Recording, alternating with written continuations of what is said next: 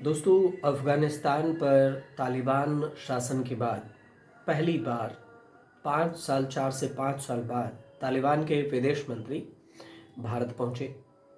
लेकिन भारत आते ही एक विवाद हो गया।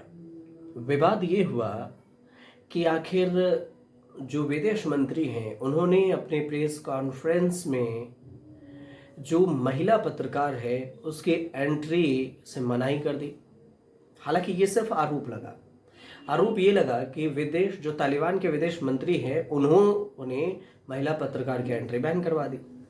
तालिबान में अक्सर ऐसा रूल है तालिबान में कि महिलाएं बिना बुर्के के नजर नहीं आएंगी। लेकिन हमारे इंडिया तो स्वतंत्र है, लोकतांत्रिक देश है, तो यहाँ तो ऐसे कोई बैन नहीं। तो महिला पत्रकारों की एंट्री नहीं हुई पहले दिन के प्रेस कॉन्फ्रेंस में, और ये बातें शुरू हुई। विवाद से यहीं से शुरू हुई। तो इसमें हम वीडियो में दो चीज़ें समझेंगे कि क्या जो तालिबान के विदेश मंत्री हैं भारत में महिला पत्रकारों की एंट्री पर मनाही की, इसके जवाब में उसने क्या कहा। दूसरी बात कि अफ़गानिस्तान को भारत से क्या मिलेगा और भारत को अफ़गानिस्तान से क्या मिलेगा, कि दोनों एक दूसरे को तवज्जो दे रहे हैं। क्यों दे रहे हैं तवज्जो? तालिबान को भारत और भारत तालिबान को, दोनों एक दूसरे को तवज्जो दे रहे हैं, तभी तो तालिबान आया भारत।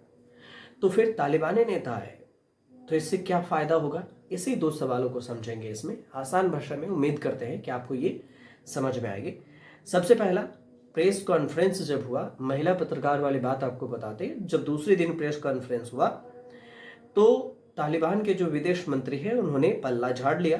कहना हुआ कि अफगानिस्तान में भी महिला पत्रकारों पर कोई बैन नहीं है, तो हमारे यहाँ भी मीडिया संस्थानों में महिला पत्रकार हैं जो काम कर रही हैं, लेकिन इसमें हम बैन नहीं किए हैं और हम क्यों रखेंगे बाहर। ये अफगानिस्तान के विदेश मंत्री हैं आमिर खान मुत्ताकी। आमिर खान मुत्ताकी अफगानिस्तान के विदेश मंत्री का जवाब ये था कि ना बुलाए जाने पर, महिला पत्रकारों को न बुलाए जाने पर जो सवाल उठने लगा, तो उस पर आमिर खान मुत्ताकी ने प्रेस कॉन्फ्रेंस में अपनी स्थिति साफ की और कहा कि हमने किसी भी महिला पत्रकार को प्रेस कॉन्फ्रेंस में आने से नहीं रोका है। ये कहा गया आमिर खान मुत्ताकी की तरफ से। इसमें यह भी कहा गया कि हम ऐतराज ऐसा क्यों करेंगे कि क्यों नहीं बुलाएंगे, ऐसा हो ही नहीं सकता। तो फिर सवाल उठा कि आखिर कौन किया इसको, जो कि अभी तक ये भी एक अंदर की ही बात रह गई है कि आखिर जब अफगानिस्तान के विदेश मंत्री नहीं किए तो फिर भारत की तरफ से कौन किया?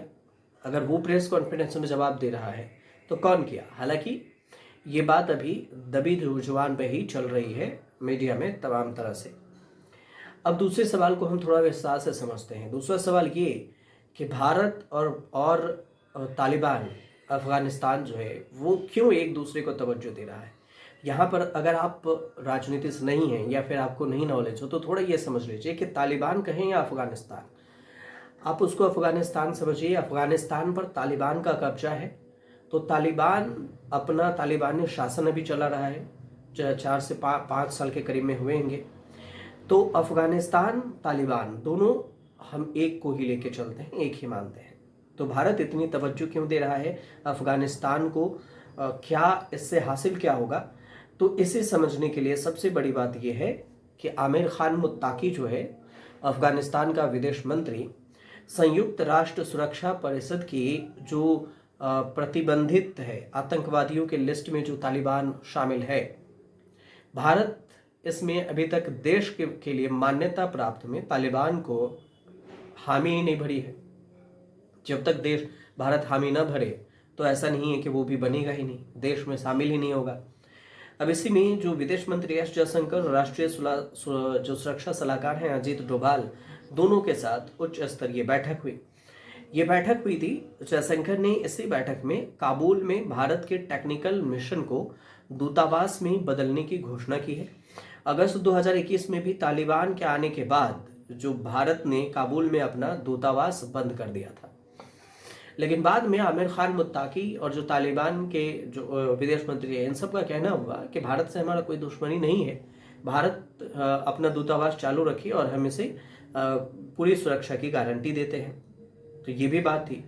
अब भारत ने अब दुनिया के कई देशों की तरह तालिबान सरकार को भी औपचारिक न्योता तो नहीं दिया, लेकिन रूस एकमात्र देश है जिसने तालिबान को मान्यता दी है। भारत अब तक औपचारिक मान्यता नहीं दिया। जयशंकर ने इस प्रेस कॉन्फ्रेंस को क्षेत्रीय स्थिरता और मजबूती की दिशा में एक कदम बताया है, इससे ज्यादा कुछ नहीं।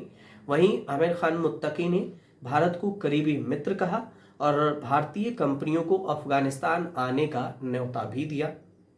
अब इसमें जो नेशनल इंटरनेशनल मामले को देखते हैं, कई सारे एक्सपर्ट हैं, उनमें से कुछ एक्सपर्ट का कहना है कि आमिर खान मुत्तकी को बुलाकर भारतीय विदेश मंत्री ने एक अच्छा कदम उठाया है। तालिबान ने अगर बातचीत नहीं की तो उसके जो इलाके हैं दक्षिण एशिया में अस्थिरता बढ़ सकती है, क्योंकि ट्रंप बार बार बगराम एयरबेस को वापस लेने की धमकी दे रहे हैं और तालिबान साफ कह चुका है कि यहां पर अमेरिका नहीं है कि आप अपने हिसाब से चलाएंगे। ट्रंप को सीधे तौर से धमकी दे चुका है और ट्रंप और भारत टैरिफ को लेकर अभी टसल चल रहा है, दोनों के बीच में विवाद चल रहा है, जबकि तालिबान भारत के सपोर्ट में है और तालिबान सीधे अमेरिका से लड़ने को तैयार है। तो डिप्लोमेटिक तरीका ये भी एक हो सकता है। दूसरी बात है कि अफगानिस्तान और जो भारत है, इस दोनों के बीच में जो साझा हित है वो क्या है। तो 1990 के दशक में जब तालिबान पहली बार अफगानिस्तान के सत्ता में आया, तब भारत ने उसके शासन को मान्यता नहीं दी थी। 2021 में तालिबान ने दोबारा सत्ता में आने और तालिबान में अफगानिस्तान की स्थिति पूरी तरह से बदलने के बाद भारत ने व्यावहारिक दृष्टिकोण अपनाते हुए सीमित संपर्क, लिमिट में संपर्क शुरू किया और आज भारत और तालिबान के बीच में कई ऐसे क्षेत्र हैं जहां दोनों एक दूसरे के हित मिलते हैं। भारत अफगानिस्तान अपने साझा बयान में ये जरूर कहा है, साफ कर चुका है कि दोनों का जोर आतंकवाद विरोध पर ही है। ये और बात है कि अफगानिस्तान के जितने भी मंत्री हैं वो खुद आतंकी लिस्ट में है, जिसे अमेरिका और इंटरनेशनल ने आतंकी लिस्ट में जारी किया है, आतंकी लिस्ट में है। लेकिन अब टेररिस्ट खुद कह रहे हैं आतंकी की हम आतंक के विरोधी हैं। तो भारत इस रवैये की तरफ बढ़ रहा है। तालिबान इस्लामिक स्टेट खुरासान जो IAS और IAS के को केवल अफगानिस्तान बल्कि पूरे इलाके की शांति के लिए खतरा बताता है। भारत भी आतंकवाद के खिलाफ अलग अलग अंतर्राष्ट्रीय मंचों से आवाज उठाता रहा और भारत ये सुनिश्चित करना चाहता है कि अफगानिस्तान के जमीन का इस्तेमाल भारत विरोधी गतिविधियों के लिए न हो।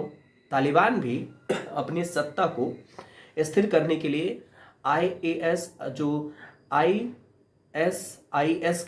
ISIS के जैसे संगठनों को कमजोर करना चाहता है। तो इसमें तालिबान साथ दे सकता है और तालिबान के साथ से ऐसा संभव हो भी सकता है।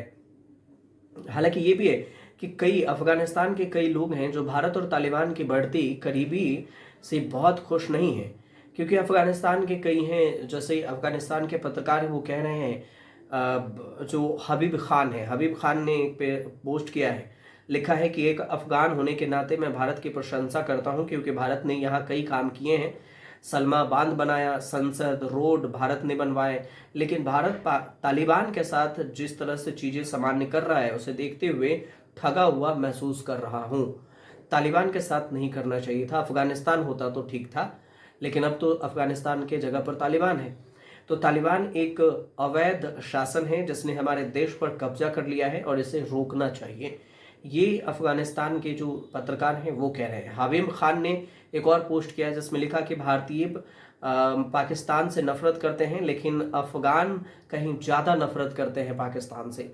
लेकिन तालिबान को आमंत्रित करना, जो पाकिस्तान के प्रॉक्सी रहे हैं और उन्होंने आत्मघाती हमलों के जरिए सत्ता पर काबिज किया, महिलाओं के शिक्षा पर बैन लगा दिया, तालिबान को भारत के दोस्त के रूप में सोचना भ्रम पैदा करता है और ये भारत को इतिहास की गलत मोड़ पर लाता है, ये भी लिखा है।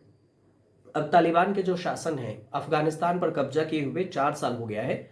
इसमें वैश्विक स्तर पर अस्थिरता के कारण उसके सामने आर्थिक चुनौतियां भी बरकरार हैं, लेकिन 4 साल से अफगानिस्तान तालिबान को चला रहा है, तालिबान अफगानिस्तान को चला रहा है, दोनों एक दूसरे के ऊपर चल रहे हैं। भारत ने 2021 के पहले लगभग $3 अरब की सहायता से अफगानिस्तान में बांध, सड़कें, अस्पताल, संसद जैसी परियोजना जो जमीन पर उतारी थी। तालिबान को इन परियोजनाओं को बनाए रखने और अधिक आर्थिक मदद की जरूरत भी है। लेकिन इस 21 में जो बात थी, 21 में जैसे ही तालिबान ने अफगानिस्तान पर शासन किया तो ये सारी चीज़ों पर रोक हो गई। लेकिन भारत के पूर्व राजदूत हैं अनिल त्रिगुनायत, उन्होंने बीसीसीआई को एक पोस्ट किया। बीसीसीआई की तरफ से जो लेख लिखा उसमें कहा उन्होंने कि भारत अफगानिस्तान के गहरे सांस्कृतिक संबंध सत्ता परिवर्तन से बहुत अधिक प्रभावित नहीं होते। ये भी वो कहते हैं, जो अनिल त्रिगुनायत हैं, जो बीबीसी के जो लेख है, बीबीसी के लेख में उसमें कहते हैं कि भारत के लिए सबसे जरूरी बात है कि अफगानिस्तान भारत का ऐतिहासिक और सांस्कृतिक रूप से बहुत करीबी साथी रहा है। यहाँ तक कि तालिबान के लोग भी भारत के प्रति सम्मान रखते हैं। सरकारें भले ही बदलती रही हों, लेकिन आम लोगों के बीच में भारत अफगानिस्तान का जुड़ाव हमेशा से मजबूत रहा और यही भारत की असली ताकत भी है।